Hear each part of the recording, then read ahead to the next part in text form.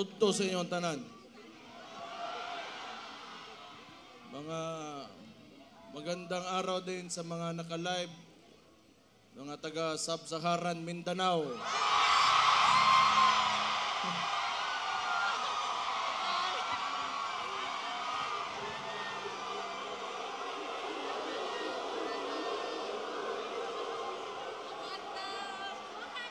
Diba mo, bago ko sagulo na nako Tagaw ug Bisaya aron gadtong mga makadungog makasabot po itong mga uban natong naminaw diha nas gawas. Unang-unas tanan magpasalamat ko sa inyong ginapakita ang suporta sa akong amahan.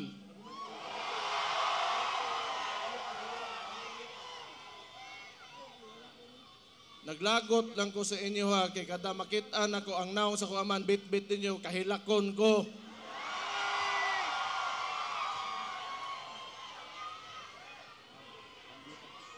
Mugara pod mo. Usob ko magpasalamat sa tanang Pilipino sa tibuok kalibutan na nagapakita og suporta kay PRRD.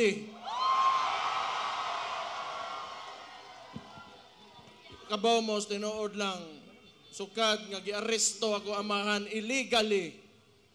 Wag yung ko kasabot sa kong gibati. It has been a roller coaster of emotions for me sa tinuod lang. But every time makita na ko suporta ninyo, makusgan yung ko. Salamat kayo.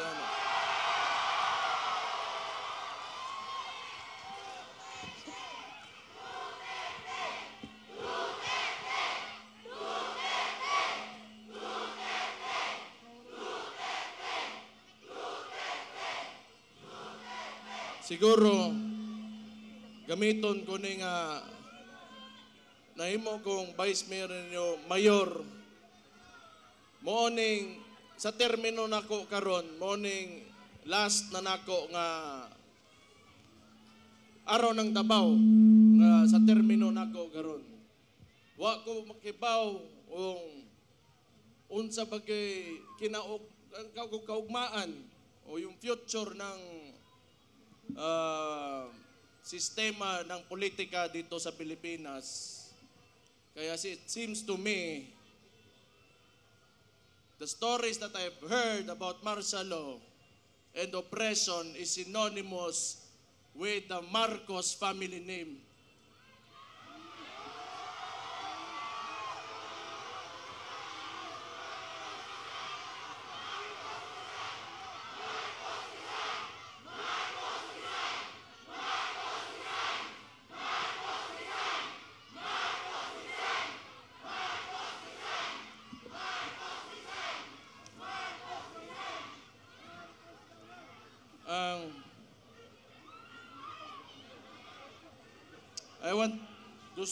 I will take this opportunity to tell Mr. Marcos how I feel about him. Mr. President Marcos, you will never be loved.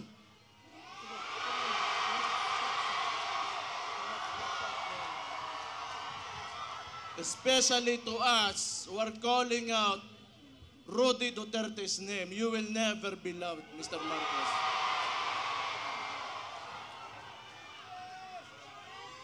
We will stand up and we will fight back.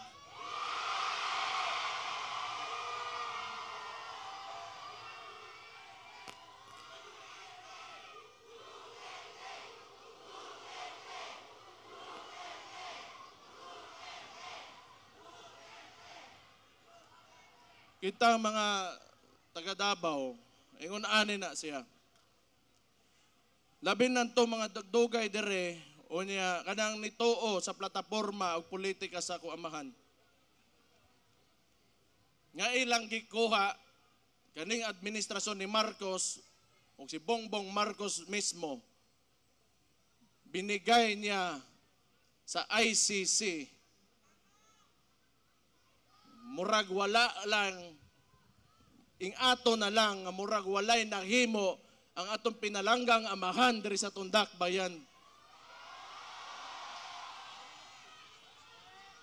Kibaw mo, di ko matingala gyud, tinuod lang. di ko matingala. Nganong ingon ani karon kay because Rudy Duterte stood up for every tanang mga traditional politicians di nila gusto nga kausaban aning nasura ni. Una, along aning with Marcos o kani mga uban ring mga bagagnaw ng mga politiko. Di nila gusto nga naa ng Rudy Duterte diha kay mabulilyaso ang ilang mga dola sa gobyerno.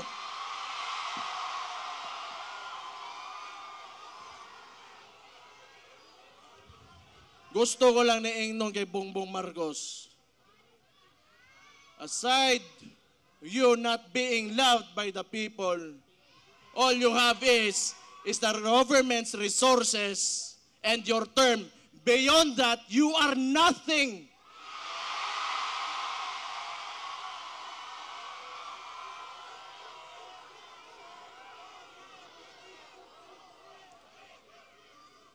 Kalimot oroy ang putang ina.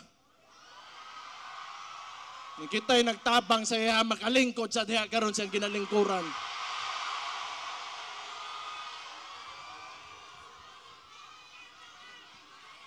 And I truly pray, Mr. Marcos, that you will be able to finish your term. I pray.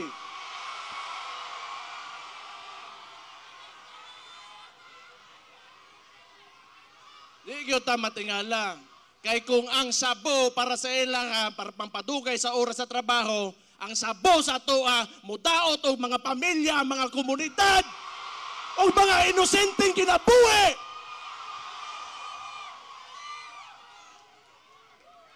Di ko matingala nga nung ingana na sila. Sige lang.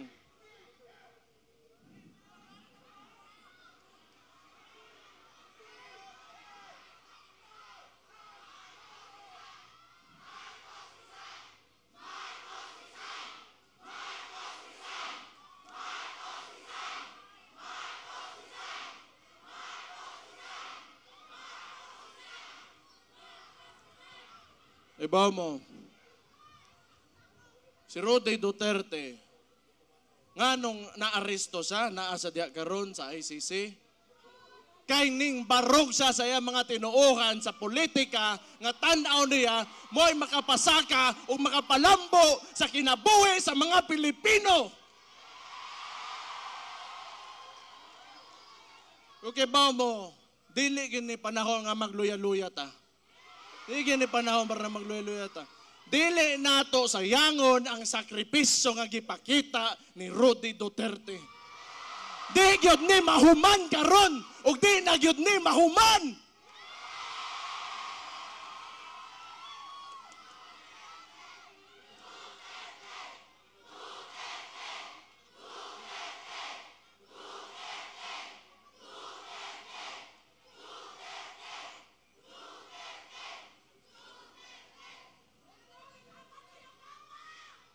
Sige lang. Basta kita, labi ng tong mga contemporaries na ko, some older and a little bit older than me, a little bit younger than me, kita gipadako ta ng mga dabawenyo. Dabawenyo, mapursigihon. Ang dabawenyo, isog. Ang dabawenyo, gusto kaayuhan. Ang dabawenyo gusto ka matuoran. Ang dabawenyo garboso. Mabuhay mong tanan.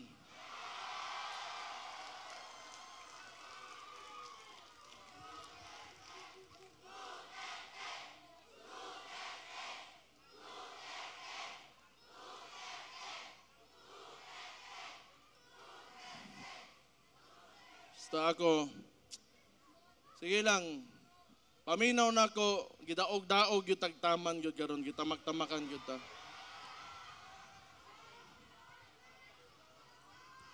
Kaya wala lagi mo, wala na yun ko po dire, wala na. Di kong dili tungod sa inyo ha, mo nang pasalamat na lang yun ko.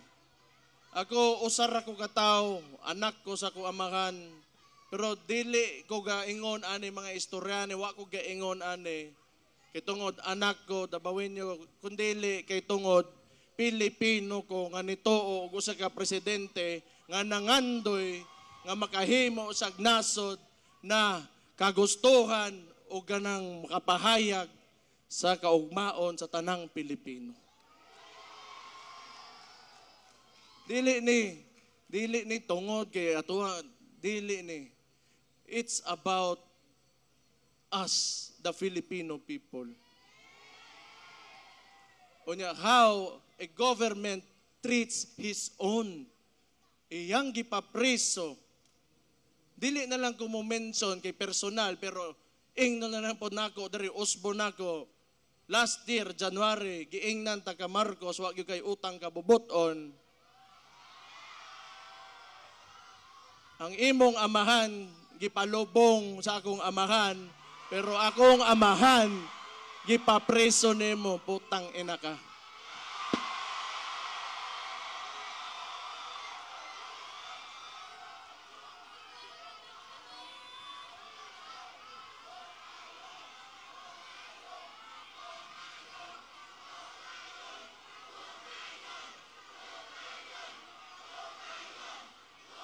Ayaw, paginguna na.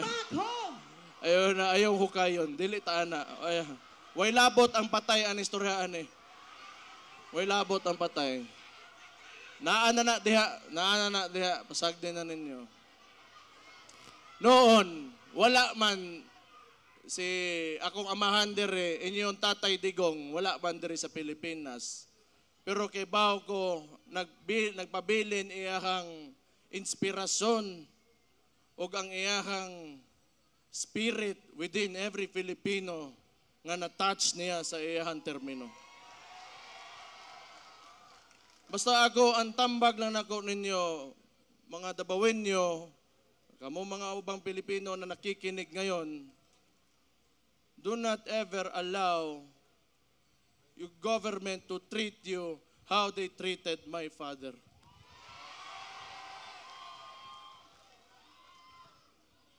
Usab,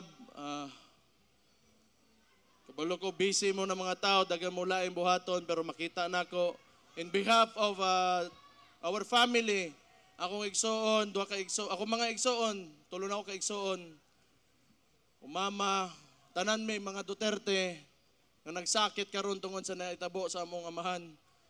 Salamat kaayo, gyud sa inyo suporta. Salamat kayo sa inyo ginapakita. Wala na ko'y maingon sa inyo kung hanto dire na lang gyud me, hanto dire na lang me, pero sobra-sobra na kayo gipangita. Yung gipakita sa mga, salamat kayo. Pero samtang niya pata dire, di gyud ta maundang o di gyud ta mapili, basta nagkahiusa lang ta mga Dabawenyo. Mabuhay ang Davao City!